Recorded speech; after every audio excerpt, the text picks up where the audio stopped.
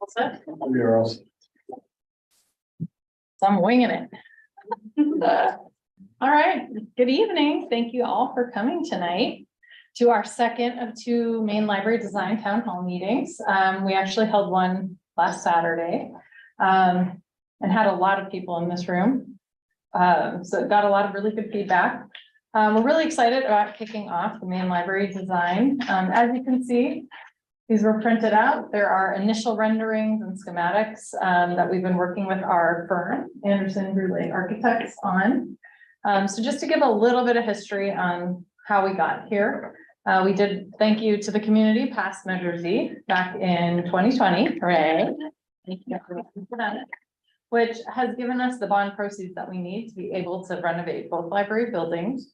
As many of you who are library lovers here are aware, we have some serious accessibility and ADA compliance issues, on top of the fact that the building just turned 55 and could use some upgrading and updating. So once we passed that ballot measure, we hired a firm called Bracklin Partners. Jennifer's probably, I think, virtually joining us tonight. And we've been working with them since January of 2021. We have a committee of our board, the facilities committee, that two of our trustees have served on since the beginning of 2021, Trustee Clark and our board president, Jason Capel. And we meet weekly with the facilities committee. So I think we just had our 76th meeting with Bracklin Partners. That's how many meetings we've already had to discuss these building projects. So we brought this firm on to help us oversee and make sure that we're planning and spending money in the most responsible way that we can. So about a year ago, we hired our architectural firm who's going to be working on both of the library projects with us. We're in a permit process with the county right now. We're going to be doing the Bob Lucas project first. So that's a little bit farther along in the process. But in the meantime, we've started designing your main library. So what's really important to me and the staff, as well as our trustees, is that we build in as much community feedback and input early on in the process. Like, none of this is set in stone. We're open to hearing all of your thoughts, but you got to start from somewhere. In addition to that, we put together a team of community members based on some of our stakeholder groups, such as Altadena Heritage, the Altadena Historical Society, our friends of the Altadena Libraries, our Altadena Library Foundation, Town Council, as well as some at-large community members that have applied to serve on the community focus group. And every time we have something to share, like we met with them back in the middle of December to share these renderings with them, to again, let them report back to the groups that they represent and also give us feedback on the process as well. So I think I'm rambling. What did I forget? So in other words, we really want to hear from everybody. Build in your questions and your feedback. Tonight we have our architect, Mark Schumann, with us, who's going to walk us through on the screen. And again, it's the drawings that you see over here on the boards if you want to take a closer look. And then, of course, open the floor for any questions or comments or feedback that you can provide us. And that includes everybody online. So hello, Zoom participants. Anything else? No, I think that's great. Thank you guys so much for being here, and we're excited to walk you through what these buildings look like. No. Me. Just made that very much. Suddenly he's choking up. Hi, thank you for coming out. What Nikki was talking about, where we are in the project, is we're in what we call schematic design. And just like the word schematic references, it's not set in stone. However, we are about a month, maybe a month and a half away from setting that. So your comments are timely, and it's super important we hear from them. So thank you. Realizing that I'm going to be doing this hybrid, so we're really concentrating on what's on the screen. I'll be marking up those and walking you through them. I'll apologize. I'm a bit immobile. I've hurt my back, and so I'll be sitting down at some point through the presentation. It's not because I'm bored, it's because I'm in pain. As Nikki said, we are it's not a crossroads, but we're at that point where we're ready to hit the point where the project parameters will be set. So in other words, how we're using the building, what we're doing, how we're spending the money will be set. And that will be at the end of schematic design.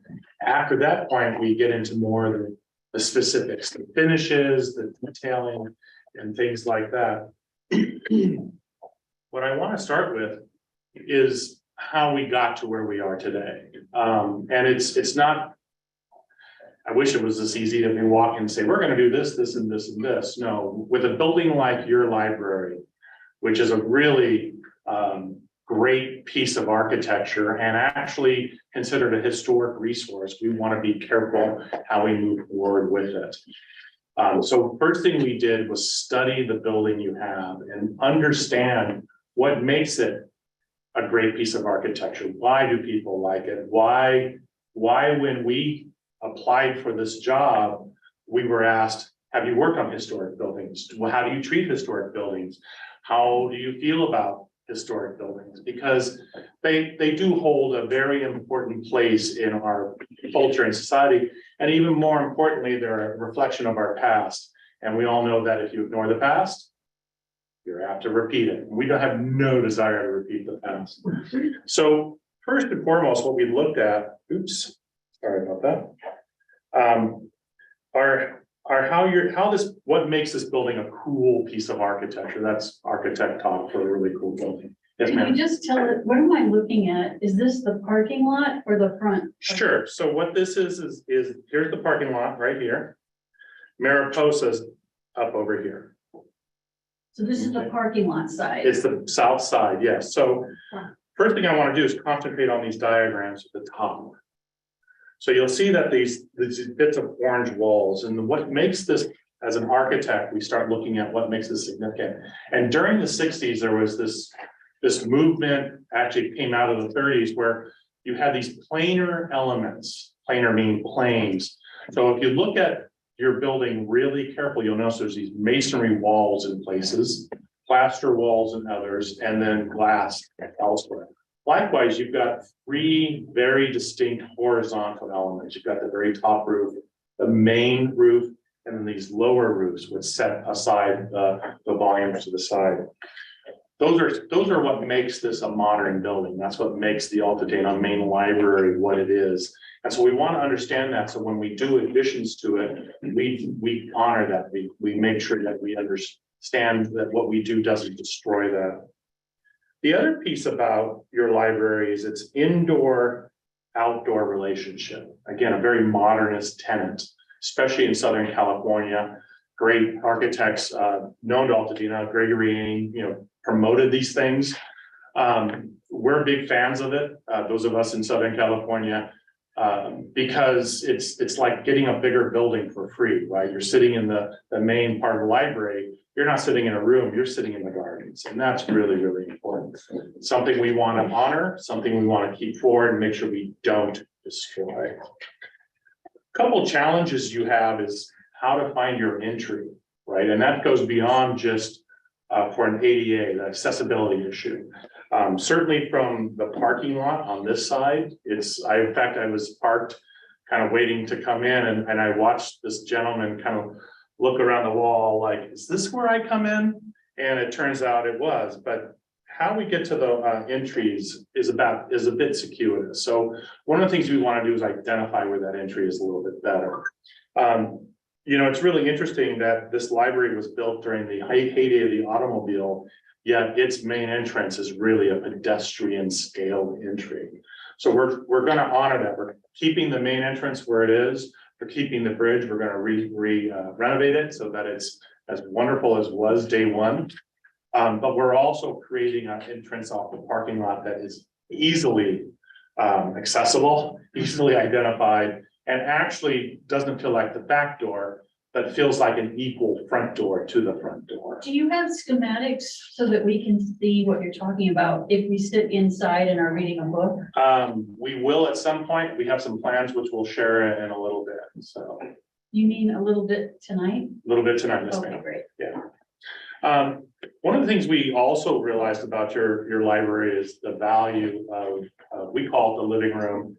I think you call it the reading court. That's probably one of the most singular identifying element of a piece of architecture here. It's got everything that you would want in a 70s, 60s building, right? It's got skylights, it's got plants, it's got cool steps, kind of like a conversation pit. Actually, conversation pit is the reason why I'm an architect. So we know, just trust me when I say we are going to be keeping that intact in every way fashion. We will be adding a ramp, or at least a wheelchair accessibility opportunity. It won't be a ramp, it'll be just slope, so we don't have handrails and stuff like that. So we're not destroying anything about it, but it certainly will be accessible to people with limited accessibilities. And the other piece about what we've done is, and this is, I'll take a half step back here. We've hired a historic architectural firm. They specialize specifically with historic pieces of architecture and make sure that what we do will keep this building eligible as a historic resource. And one of the things that we determined early was that the views from the streets from Mariposa and Santa Rosa, if we can maintain those, so as people drive by, there really aren't changes, that's like half the battle there. So early on, we made the decision that any additions that we would be doing would be on the south side, maintaining the gardens, maintaining the views out of the building, and probably as important, maintaining the views of the building. So I'm going to go ahead and jump over to. Can I ask a quick question? Of course. Who is the historic architect? It's HRG Historic Resources Group located in Pasadena. John, who's our favorite architect at this point, actually lives in Altadena. And so he's always, you know, I bet you right now he's behind me, like wondering what, no, he's not. Yeah, He's really, really good. they're very good. They actually did the, Yeah, they're a fantastic firm to work with because they understand that we have things we need to do to this building to keep it relevant. You know, it is a 21st century library. It's a matter of knowing what's required by, there's state and national. Exactly. We fall under state. Yeah, we'll be talking about that in just a second. So let's talk a little about what's happening on your building here. Just really 40,000 foot level. From the parking lot side, we are adding a new lobby, as well as kind of over towards the west here where that side lot is. That's where we're adding the community room. We made the decision to add the community room for a couple of reasons. One is for a functional standpoint, the other one was cost. We originally thought maybe we could dig in underneath the library and kind of expand the space there.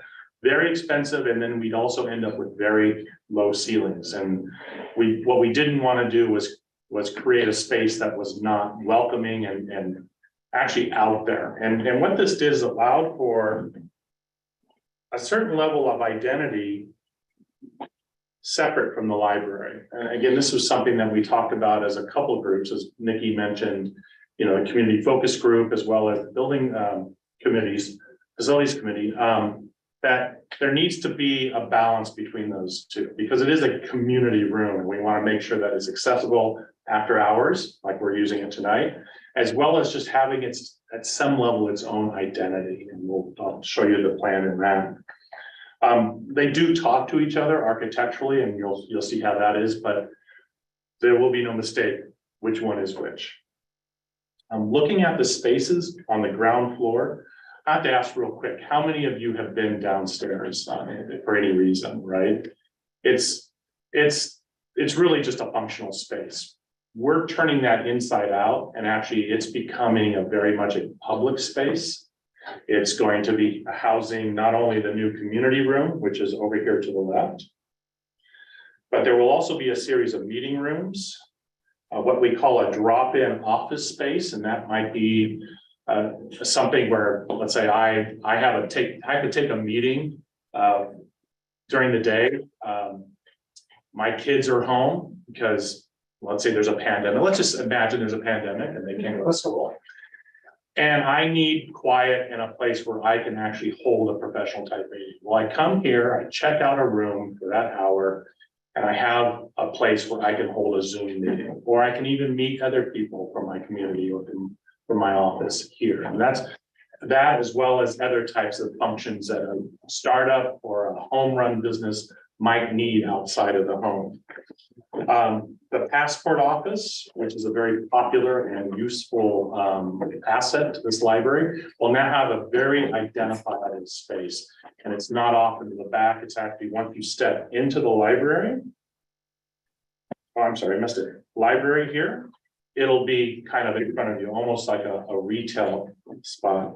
And then in the between the two is the retail portion of the Friends of the Library. And so that's about that space that is shown right there is bigger than what's upstairs here. And its storage room and sorting spaces are about the same, maybe about 100 square feet shorter than what they have now. From the In back. parking lot, can you see into the passport office from the window? Yes, you'll be able to. So I'll share that with you in a moment as well. Then there's a kind of a public space with restrooms, janitor's closets, stuff like that. And this is a two-story space here where you start walking up the library. And we're adding an elevator, and not one that's in the corner and back, but actually one that's useful to people. And our goal with that library was to make access for somebody who is not able to walk stairs an equal experience to an able-bodied person. So that as I walk in, or I roll in, I should say, as my friends step up to the upstairs, I'm along with them until I hit the elevator. And when I come to the top, I'm at the same place they are. Again, that experience is the same. Experience entering the building is the same. It's only in the vertical circulation that it differs. The elevator will be stopping at the mid-level. So where we are today, we'll have access off that elevator. So again, that's a big boon for both delivering stuff as well as getting people to this room. Restrooms on the ground floor, like I mentioned, and the other set of restrooms will be on the library floor. So we won't have that mid-level thing to deal with. It's actually two distinct restrooms. Looking upstairs, and really upstairs, for those of you who've been enjoying the library for all this time, it's not going to seem that different. You're still going to step to the top of the stairs and be able to look out the windows. You're going to be able to look across the library in all directions. It's really going to feel the same. And that's super important because that, again, is one of those heavily defining moments in this library or parts of this library. And we want to make sure that we keep that. Somebody at the last meeting asked about the clear stories. The clear stories will be maintained. Now there's some challenges around them because the way they're just built now, they're not very energy efficient, and in a big seismic event, there's a potential they might drop out. So we'll want to make sure we fix that without ruining a perfectly clear view out. It's going to be a big challenge, as you know, like at home, we have a dual pane, you have a little dark line at the end. Generally speaking, you have to put a frame that you can see. So we're going to work on a way that hopefully will minimize all that. So it will be different, but it also will have the same effect. One of the big changes is we're taking staff, which is kind of wedged into this corner here, and we're moving it over here. And you'll say, well, why do they get so much more space? Remember, everything downstairs currently is staff. So we're moving that up, and that's hugely important, especially in a place like a library, to have the staff be able to work in the same space. Likewise, it's if you take all the spaces added, it's actually less space than what they have now. And we're looking at clever ways of hoteling desks and working with the fact that half the staff should be on the floor at any time anyway, to make sure that their needs are met. When we look at the design of that, we'll want to make sure that we maintain, you've got this wonderful low ceiling here. That actually happens way in front. So again, as you step in the library, it'll be, something different here. Oh yeah, that's right. That used to be the stacks and now, or the collections. Now the collections have moved. So we'll want, it's again, those things, I call it a squint test. If you squint, it'll look the same. So when you open your eyes really closely and look, that you realize things are different. Zoning wise, we're creating a teen space all on its own. It will be audibly sequestered, but visually accessible to make sure that they have their own space and they can treat it the way they need without disrupting the rest of the library. Children's zone is moving from the back to the front to have a relationship with the front, and the adults area is moving back where children's is. Now it's growing, it's a lot bigger than what the children's space is currently, but that's part of that, those moves. One of the things we're doing from a site standpoint is right outside the main area is we're creating a kind of a patio space, and it's going to be a passive, we call it a passive amphitheater. In other words, it's not formal, it won't have a formal stage, it won't have a formal anything, but it's a place where you could put a band, you could put a choral, you could put a speaker, someone, an author to read to, and there'll be spaces where both people can, as I'm about to right now, sit on the steps and listen. Or maybe you put out chairs if you think it's going to be a big one. And here's the neat part. What is now a glass wall here at your north wall will become operable doors. So if you have a big event, you'll be able to open that part of the library to it. Likewise, if it's just a beautiful day and you want to enjoy that fresh Altadena air, we can open those doors up and enjoy those days and those moments. It's and again, it's the type of doors that when they're closed, it'll look just the way it does now. So that's a real kind of win-win for that. The space we're in now here, and you can't really see it, and I apologize, but we're punching windows in it. Plus creating, again, a big kind of operable glass door that will lead to what is kind of a deck. And these will become a maker space and fab lab areas with some storage kind of in the corner here. And that space can spill out. The idea is that this is a real important aspect of the community. And as you walk into the library, you'll be able to see what's available, but it's sequestered enough to where the noises and the dirt or the sound, the dust that might be created in these spaces won't have any sort of effect on the main library and the main reading room. We are going to add a window over here so that people in the service desk will be able to look in. So there is a passive security or there's passive oversight to the area. Let's see what else. I think that's about it. We are in the community room. We're looking at storage as well as a kitchen. It's a good sized kitchen. The thinking there is also to be able to house life skills classes, cooking classes, those kinds of things. So it may have a big island that has a mirror on it or something like that. And above that, we're going to steal some space and use it for storage, IT, and custodial. Like I mentioned before, also, there'll be new toilet rooms up on the top floor. There'll be what we call seats, 3 seats each. The 2 you're used to now will actually be tripled with 3 upstairs and 3 downstairs. And in the children's area will be a family restroom, similar to what you have now. And staff will have their own restroom so that it's off the backside. We have this thing we now call off stage. So when staff need a break or off stage, they are literally off stage. They don't have to deal with the public. We have a hand raised virtually. Tom. Hi. I do understand that what is now the children's area is going to become the adult stacks, and that the children's area is going to be moved to the northwest. And I'm kind of wondering how that will work. Can you give us any visualization or any renderings of how you're going to put a children's library on the other side? We don't have, that's that next level of design that we've been talking about.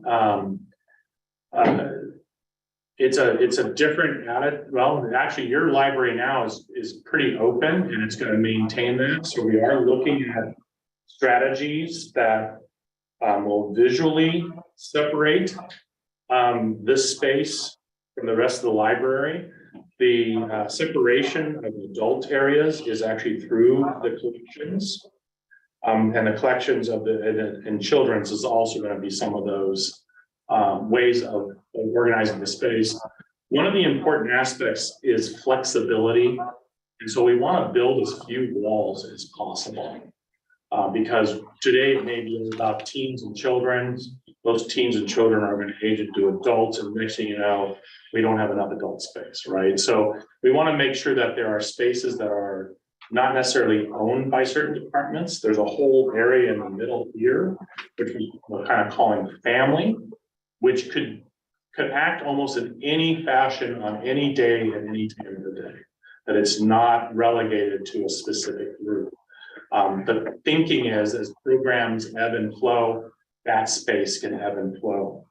The reading garden is considered part of the adult area because it is probably the most formal space you have in your library, and you want to maintain that. But can you talk a little bit more about the reading well? The center area, the reading well. So what we're hoping to do there is maintain it in its current fashion, with the exception of adding a ramp. And the wood wall that goes across to separate children's from the rest of the library will be foreshortened. And probably the material change so that because it's currently holding up that cool light fixture that's over the reading wall. We're even looking at maintaining the tile. I'll be honest with you, I'm not a big fan, but it is, again, a defining feature, and it's in good shape. So we have very little reason to change that. So let's talk about now the architecture aspect of this. What are we doing as these as additions? And I didn't catch your name, but you had talked about state level and federal level requirements. And what we're looking at is, again, is keeping this building viable for historic recognition, which means that we will be looking at the Secretary of Interior, the federal Secretary of Interior's standards for historic structures. And they have a whole set of rules and regulations that say you can do this, can't do this. If you're going to do this, this is how you need to do it. And what they've decided, and I say they, because I know everyone has their own opinion about this, me included, but the way it works is, if you are going to do something to a building, you have to have a good reason to do it. Okay, so number one, we have serious accessibility issues on this building. We have serious seismic issues with this building. Those two things alone mean that we are going to touch pretty much every part of this building. Okay, so now they come back and say, okay, if you change it, it has to be different from the original. We want to be able to walk into a space and say, this is original, this is not. They want to look at a building and say, this is the original building. These were additions made in 2023 before accessibility issues and functioning issues. So we're in luck that from an exterior standpoint, like I mentioned, 75% of your exterior is not going to change. We don't need to, come in from the outside and mess that up. Probably about 60% of the things that happen on your interior, we don't have to change. So like I said, when you step into the library, you're pretty much going to feel like you're in the same library. Now, what we've decided, and this is at the thumbs up of our historic architect, is that we're going to do any additions and changes in the same language, the modernist language, but with a different dialect. So and I can give you examples of where there's this great building in New Haven, Connecticut, where it's, this old brick building, and the addition next to it is steel and glass. I mean, that met the standard, and that's the absolute opposite saying, we're not gonna honor anything to do with this old building. New is new. What we've decided to do here, and when I say we, it's not just the architect, it's the building committee, it's the community focus group, it's also things that we heard from other outreaches. I think we had some other town hall meetings, is that you guys love your library, and you really, if you could do it, you wouldn't want to make any changes. So think of a draw, or think of an accent. So the buildings, we're going to use modernist, same era style tenants, but we're going to change just enough so that you can see what's new and what's old. And I'll give you an example of the masonry, which there's none here. But you know, those masonry walls on the outside are very defined. They're really nice, and we still use them. We're going to still build the new additions are going to use that same, or use masonry, but we're going to change it up a little, just a little. It may be a different color, it may be a different bonding, it may be a different size block. But the idea is that it's still going to have those. Remember, I talked about the walls. It's going to have the walls, it's going to have the planes, but it'll be a little bit different. And that's where we start looking at these additions. When you look at when you look at you know, this addition here and the community room back here, you start to see the same kind of style, right? You've got walls, glass, and planes, so it's all planar. You got big sheets of glass so that you can see in and out. Those walls are masonry, as we have them now, so that if you squint, you wouldn't even tell it's different. It's only when you start walking up to the building and start thinking about it and start asking yourself the question, hey, why do they use a different brick here? That's an important question to ask, because then you can say, hey, we as the people of Altadena put forth the money to make sure this building would last another 50 years, maybe even another 100 years. We made this decision to move forward, but we did not want to just obliterate the old building. A couple other things that was real important about the design of this is, and you had asked the question or said, can I see in? And that's another piece. From the south, right? It's a big wall. You don't get to see anything. We're flipping that so that when you look at the, when you're walking up to the entrance, not only do you see what's going on the ground floor, you'll start seeing what's upstairs as well. And that's real important. It's important from the standpoint of wayfinding. It's important from the standpoint of feeling safe. You know, you enter a building, public building, you don't know what, you get to see everything unfold before you get there. I really like that expanded metal on the windows on the right-hand side Wow, there. good. That's really cool looking. Yeah, and I'll talk a little about that. At night, we want to make sure that it's real clear where the entry is, right? And so at night, you can imagine what is now the back side of your library. Now will have this beacon, come here. And then the same goes for the meeting, the community room at night. This will act very much in the same fashion. So that if you, again, this time of night, the lobby would be probably closed down a little, they won't have the lights upstairs, but this will be light and bright, and you'll be meeting here for the same kind of functions. You'll know where to go. You won't have to look and find yourself. We did talk a little about that. Let me share with you about that expanded metal is, you know, we always design our spaces around the human condition. We always want to make sure that when people are here, they feel comfortable, they feel welcome, they feel safe. You know, these are the things that stress relievers, they know the way to get around. The last thing we talked about is my goal as an architect in any building is that when I step in to the building, I know where I need to go next without any signage. That's our goal on this library as well, so that no matter which of the two doors you come in, you know which way to go. And I believe we've hit that nail on the head, because when you step into the new entry, it's open 2 stories, so you can look up and know right away, oh, these aren't the library, these are these kind of, you know, other types of functions. I'll just go upstairs or up the elevator. I'm in the library. When you step into the existing entrance, you're in the library. Now, there will be a challenge if you step in that entrance where the community room is. But the reality is we want to discourage people who are going straight to the community room from going to that entry, especially after hours. So it is a little bit of a dichotomy. These are kind of examples of kind of what I meant about the material. Just something as simple as changing the bond, how we stack the brick may be enough so that it's new, it's different, there's reasons. And there are people who think that that's wrong, and I can't argue they're not right, but we're adhering to what has been established as that rule, for lack of a better word. This view up here is a view from the north side of the doors open. So currently, when you look out, you have all that landscape.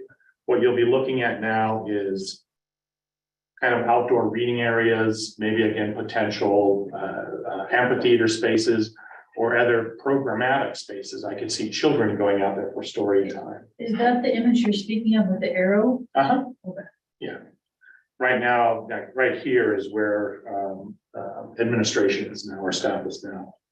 And Mark, I just want to add, because this Please. didn't even dawn on me until after Saturday's meeting. I was having a conversation with somebody from the community, and it hit me, even after 70+ meetings on this. You would be able to stand at those new windows and doors, and something you can't do now, you'll be able to see clear through the building out the south side, through the windows, view of downtown. Because right now that's blocked with office and a small conference room and all, like that, to me, like that just hit me on Saturday, that's, I love that myself. I was talking also about that. Well, that's a big south elevation, and there's a lot of sun that can come through, especially this time of year. So we'll want to make sure that we don't do two things. One is create a bunch of heat load. And the second thing is not create any glare. I mean, glare, and especially in the library, glare is your number one enemy, right? You want people to be able to read and be comfortable. So we're looking at ways of limiting that and controlling the sunlight that comes in on these big expanses while still maintaining the view out. And that expanded metal is a great way to do it. So that's, I mean, we talked about this apparently last time. I went on for an hour and I thought I was supposed to do 20 minutes, so I apologize. But we're here for you and your questions and your comments. So, and I'll ask both Katie and wow, I'm tired. This is a long Jay, you can just make it simple. If I missed anything in Nikki, I know Do you guys have to follow Title 24 jurisdiction? so that's our minimum. Title 24 energy is minimum, which really became a lot this year with the new code change. So the answer is yes. And part of that is that if you're building a new building, you have to include solar and battery. We may be exempt from that, but that doesn't mean that we aren't going to plan for that. And there's 3 questions that have popped up. We can probably just jump back and forth. I have them up on the screen over there. Mark's looking at them. Okay. So Laura is asking about having lost books in the past. When the library is remodeled, will there once again be space to add a lot more books? It seems that less and less space of the library is relegated to books. So this is about the collections numbers. I'll let Nikki talk about that. Okay.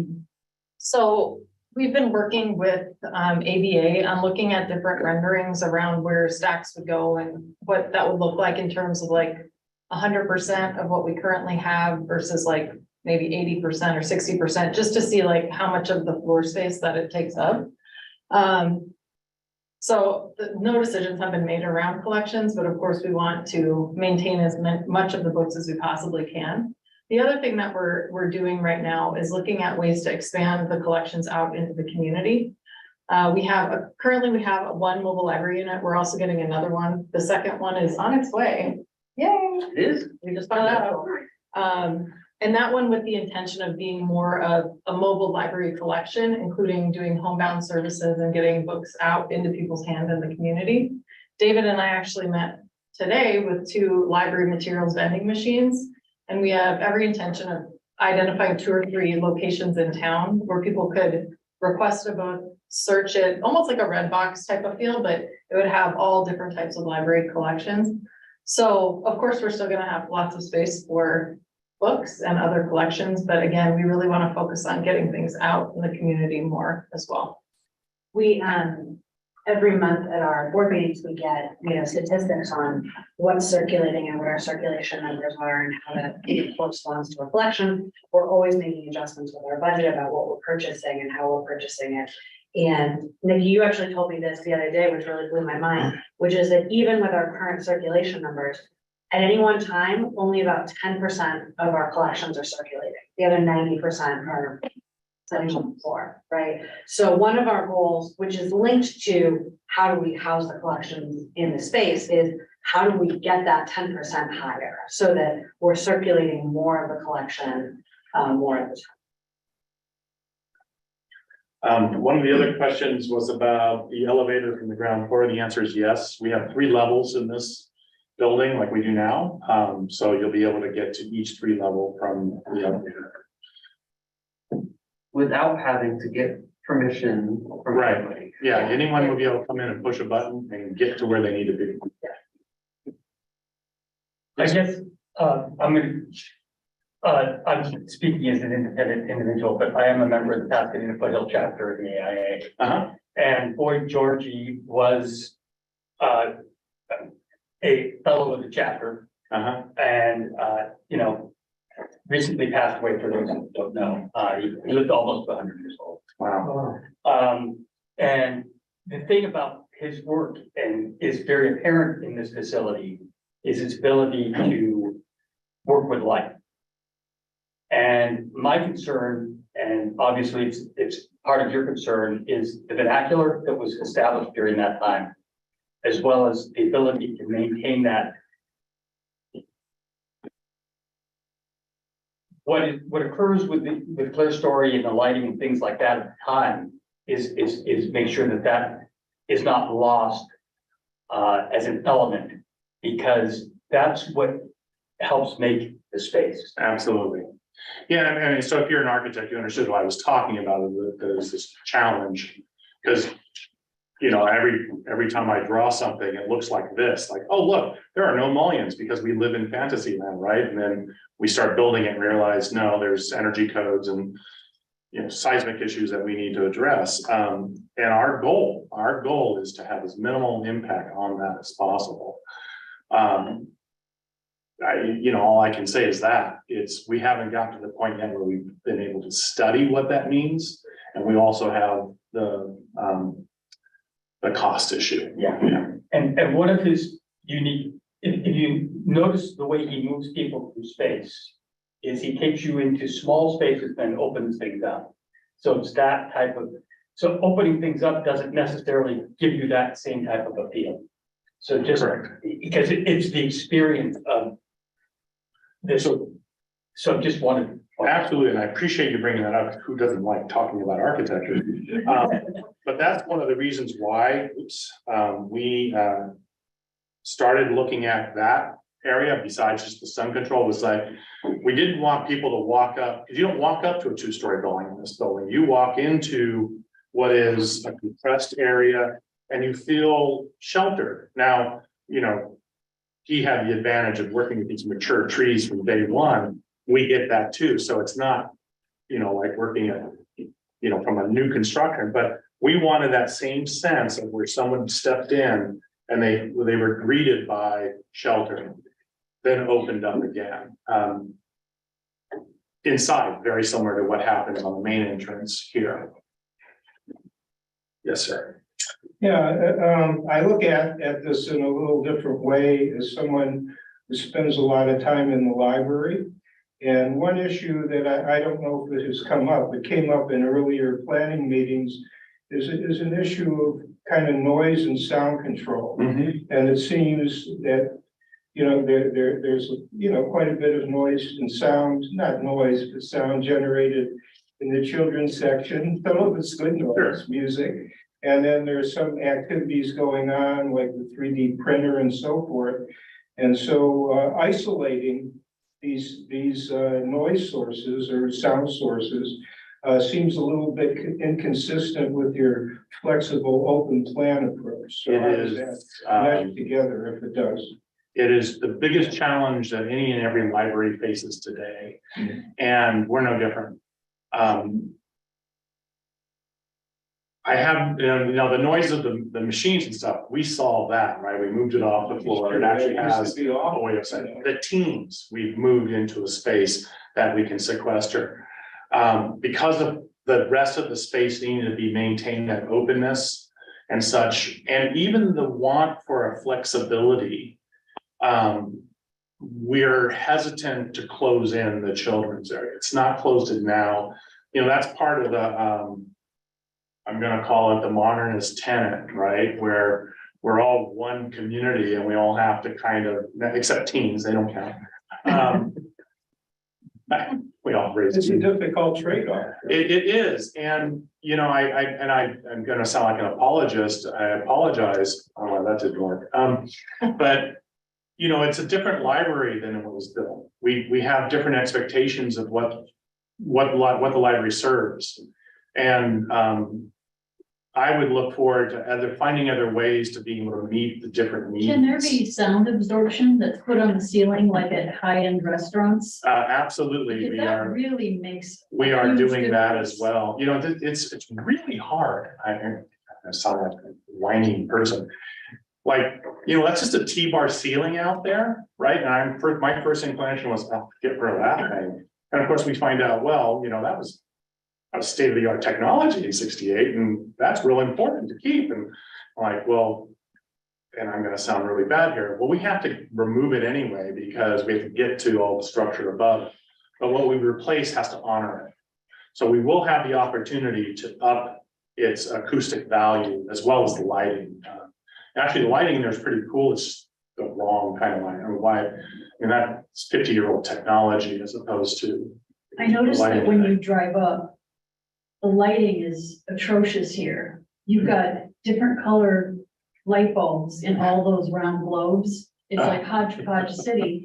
So I hope with the new construction, you'll be at 27K with your uniformity. Well, we can only put in what we put in. We'll talk to Jonathan about replacing the bulb.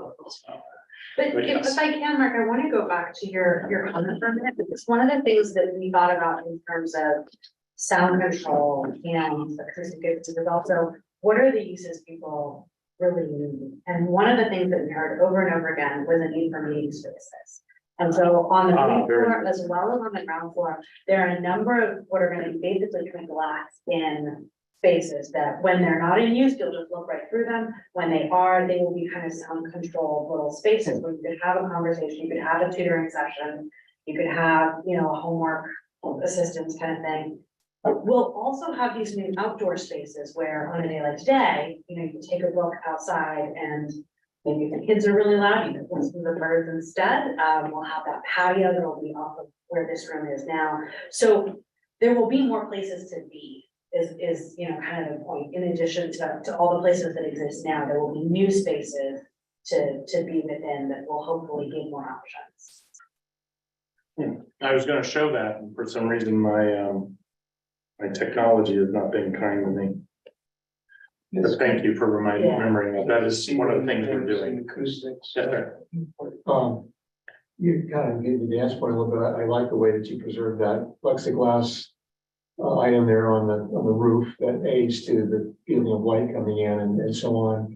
But the other thing I noticed about the roof is that sort of industrial profile it has now from all of our air conditioners up there, everything else, that seems to be gone in the drawing there. It actually, it's just not in it. We wouldn't, that's again, one of those defining moments. One of the challenges we were having is if you look at it now, like the unit that was replaced was much bigger than the original one.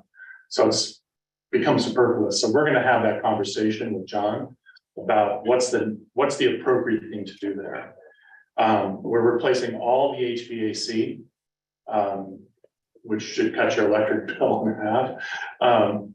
So we need to find out what we need to meet, but all that stuff on the roof is original, and so we'll wanna make sure that we do the right thing with it. In this level of design, we just haven't gotten there. I did wanna, and I wish I could, oh, there we go, now it's working. One thing I want you to note is like the horizontal, you know, the thinness of these roofs and such are contrary to what's here now. And that's one of the ways that we're showing that this is different. They line up, the bottoms of them will all be the same so that it's a continuous plane. But we want to again make sure that people understand this is not the original building. And we haven't gotten through whether that, you know, this piece here is, it might be just a solid concrete piece, just kind of floating in space, but it may also just be plaster. But that's the kind of thinking we're having in order to make this experience make sense to the end user who wouldn't be interested, right? But suddenly now has to ask the question.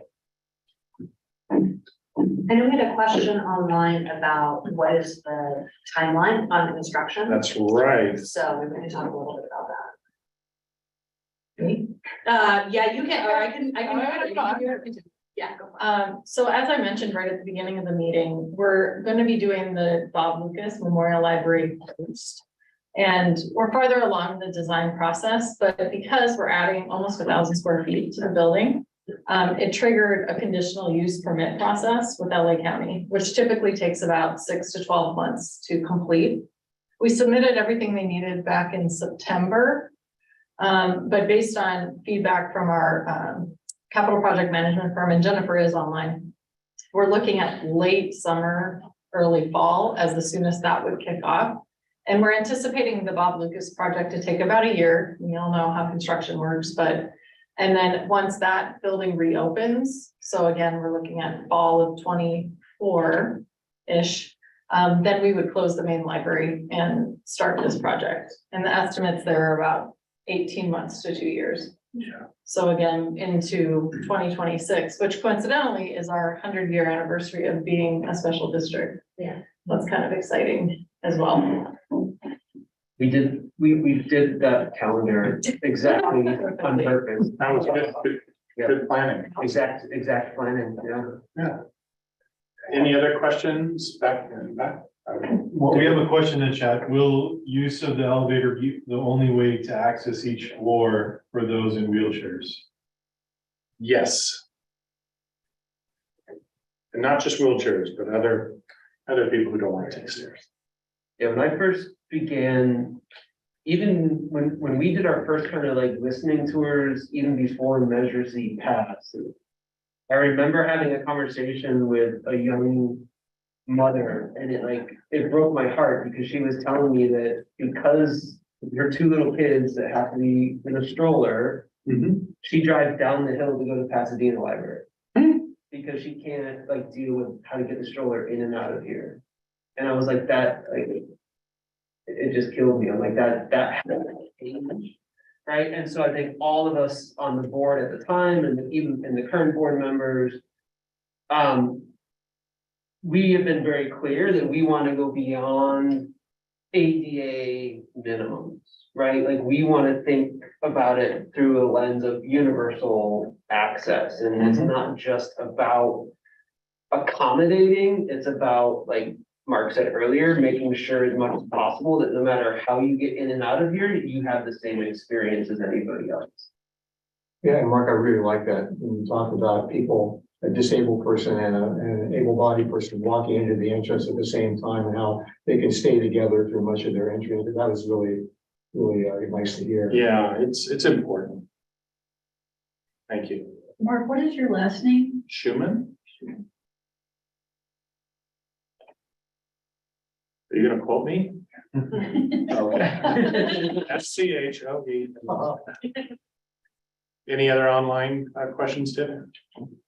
I can see, we can check the chat over here as well. Oh, I've got an In open case system. someone has direct. I assume you have not looked at HVAC or anything like that at this point. We've started.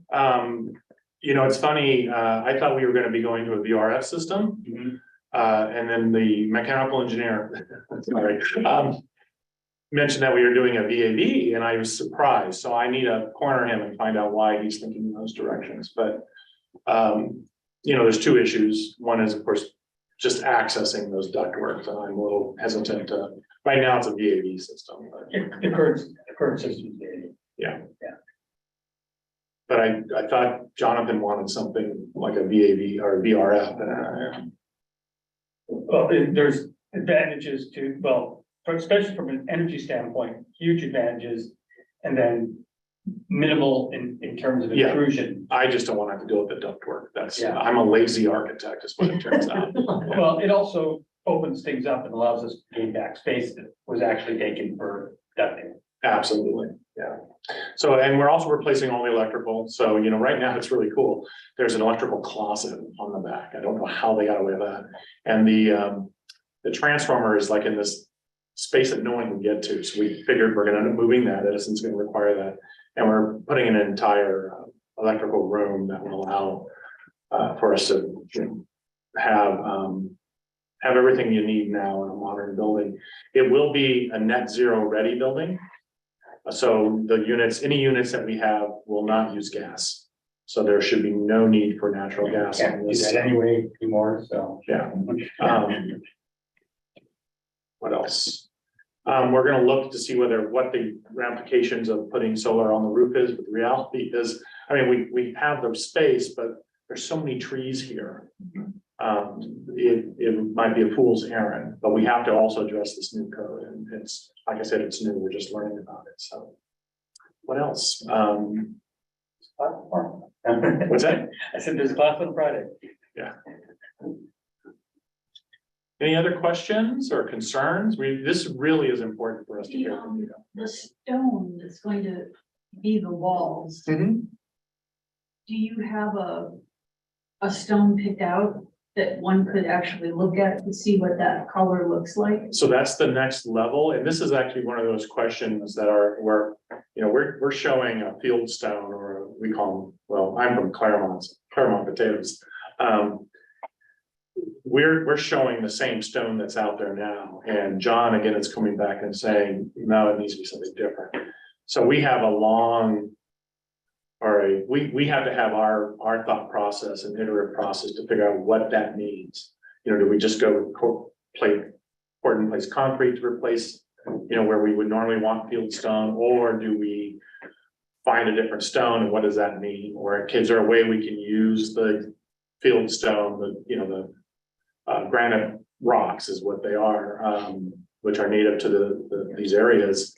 Is there a way we can do them differently to make sure it stands out? And so those are the three things. And that happens at that next level of design.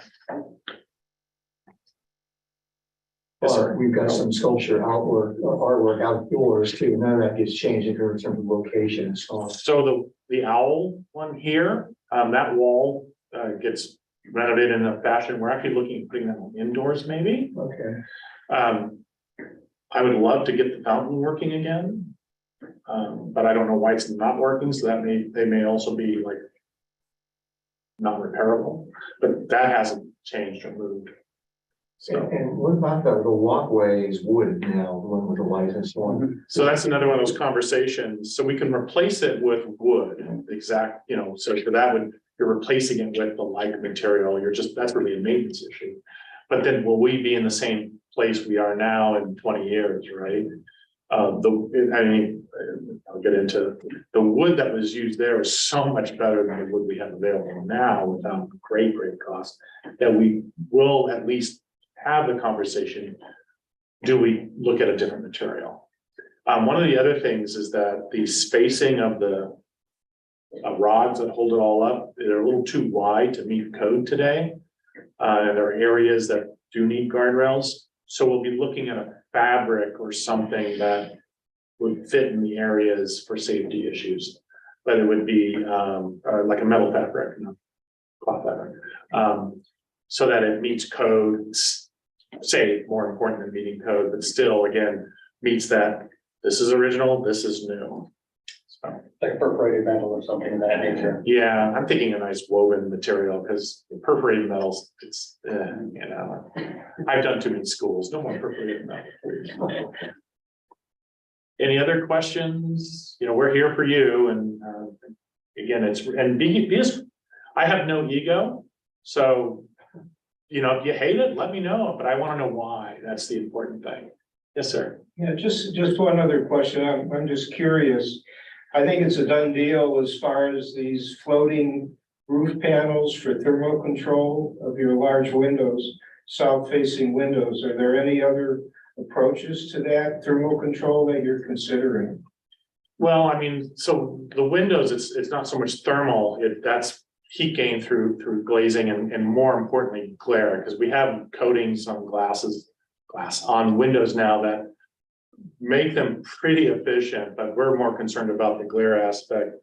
But the cantilevered plane, that horizontal roof, again, is part of that language of the modernist movement. And you see them everywhere. The difference again being is that we're thinning it so that it's clear that it's not just a repeat of. So it's more aesthetics than actual thermal.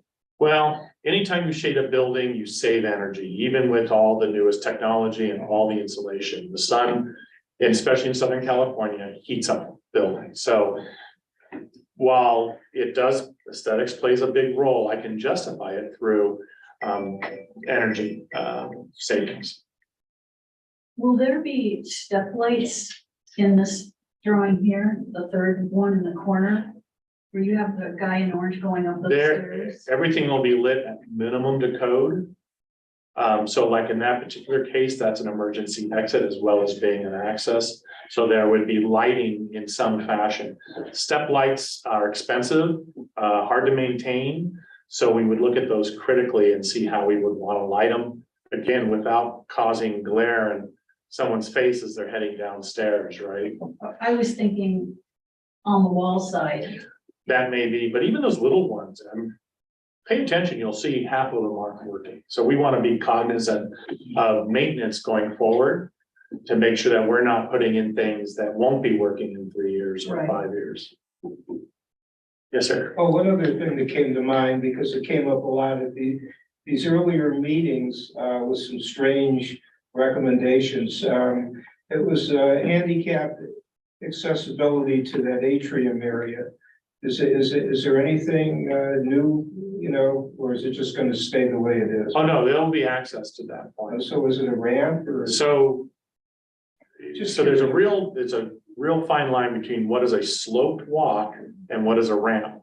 Okay. And if you keep it under 5%, so 1 in 20, it's a sloped walk. And sloped walks, you don't need guardrails, you don't handrails, you don't need anything. It's just a sloped walk. Mhm. So we're looking at doing that, so we don't suddenly have in this kind of cool modernist conversation pit. You don't have suddenly all these intrusions, and what the only thing we're adding is to one side would be kind of like a bench, so people don't trip and break their or twist their ankle or break their ankle on the sloped walk. So that our goal is really to make sure that we keep it. I call again the squint test. Oh man, what'd they do here? Oh wow, look at what they did here, right? So it's really cool. So I would encourage folks to keep an eye on our website. There's a whole page that's easy to find. It'll be constantly updated as we go through the process. Also, we now have every monthly Board of Trustees meeting. There's a standing agenda item for the facilities committee to report to the entire board with updates. And then obviously there, whenever we get to the point of a final design, that will be a standalone item on the board agenda, just like we did with Bob Lucas, for approval and feedback and all that stuff as well. So plenty of other opportunities for folks to stay engaged and continue to provide input as we go forward. And if you haven't done up your email address, please do that, because we're gonna be sending out regular updates. And so have your email address from today. If you're online, we know your email address because you had to use it to register. But if you're here in the room, make sure we get it so we can keep you in the loop about what the next steps are as we get new renderings, as we get new elevations, we can send those to you. So make sure to give us your email. And my business card is on the table in the back, so if you think of something later, please feel free to shoot me an email or give me a call. I just was wondering, how does that work with the green? Is that plateaus of grass? What is that? Which one are you- The third drawing? You mean here? Yeah. Oh, What is when we build the model, whether, because again, lazy architect, Mhm. we just build it in steps as opposed to a slope because we're manipulating it. So that's So it'll be a slope, yeah. Well, actually, in reality, there is a walkway here. It's an existing walk. We'll have to maintain that. And that's how you do that with project.